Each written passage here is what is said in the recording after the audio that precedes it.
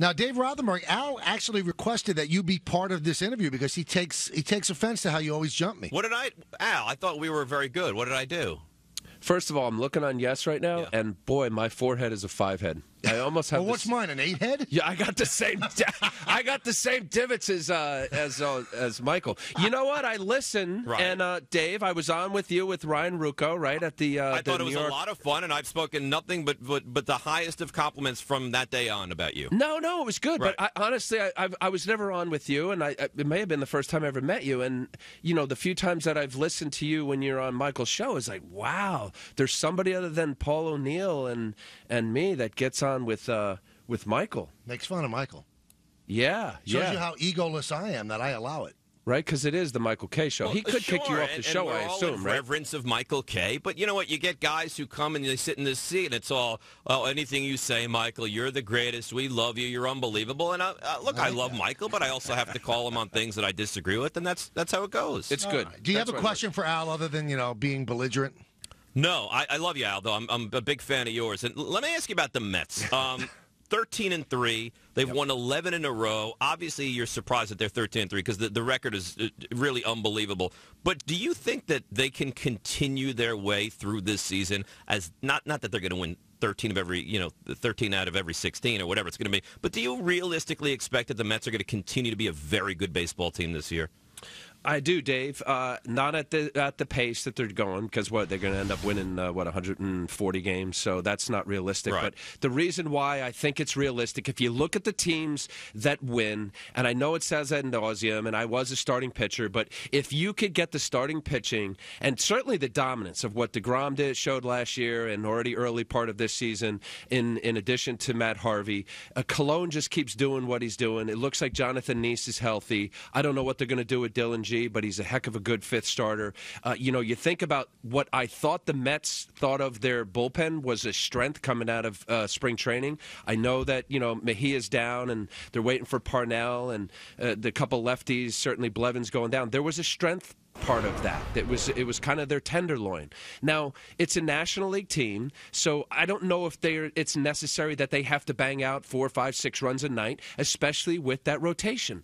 I have them as a wild card, as well as I thought the improvement of what the Marlins had done. I saw them in the mix of the two teams as a wild card. Now, you look at what the Nationals are doing, the same thing, great rotation. They're kind of have not performed to what we would think.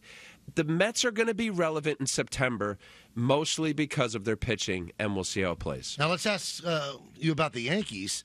I thought they really showed something on this road trip. Yeah. I mean, this season, I know it's early, and I keep preaching that to fans, could have taken a real bad turn. I mean, they went in and played the best team in baseball at the time on Monday, the Detroit Tigers. That was before the Mets had that record.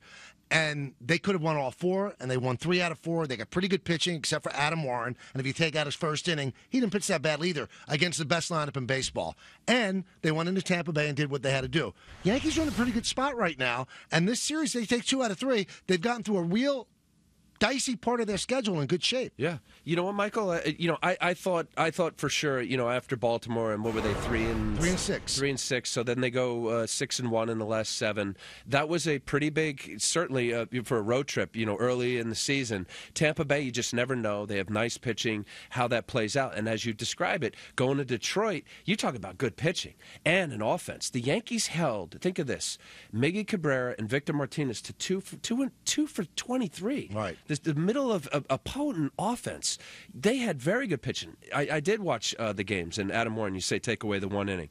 But isn't that the component when you look at baseball games now as to, is there a pitcher on the mound that starts the game that can go 6 or 7 innings, preferably at 6+ into 7, with limiting some damage? And I think that's exactly the reason what took place. I think it was very encouraging what CC did.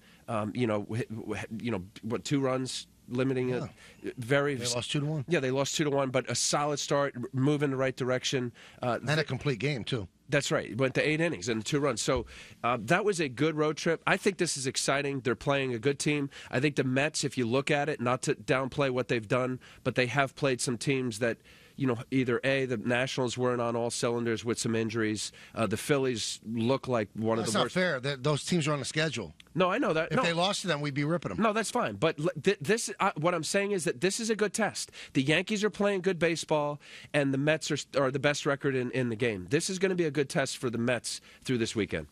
All right, how about Tanaka? You and I, we sat at the auto show. I said, I'm really worried. You said, not yet. Let's hold our concern before we see him for a couple more starts. And now, looks like you've been right. Not that he's reminiscing of what he was last year, but over the last 2 starts, it kind of feels like Tanaka's gotten it and certainly looks much better than he did early. You know, Dave, I think it's fair, and I think it seems to me, once it was revealed that the world knows that Tanaka has this slight tear in his UCL, we're all wondering, is this the pitch that he's going to blow out? And my whole curiosity has been, and the question has been, does he feel that? And he hasn't expressed that.